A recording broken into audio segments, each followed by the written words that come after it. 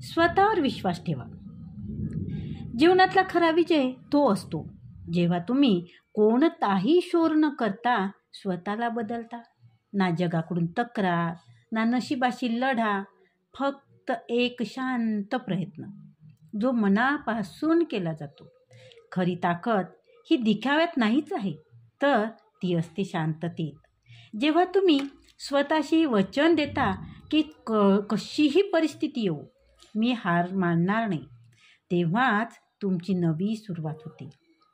प्रत्येक दिवस ही एक नवीन संधी आहे स्वतःला अधिक चांगलं बनवण्याची, आपल्या स्वप्नांना खरं करण्याची आणि अशा माणसात घडवण्याची ज्यावर तुम्हाला स्वतः अभिमान वाटेल.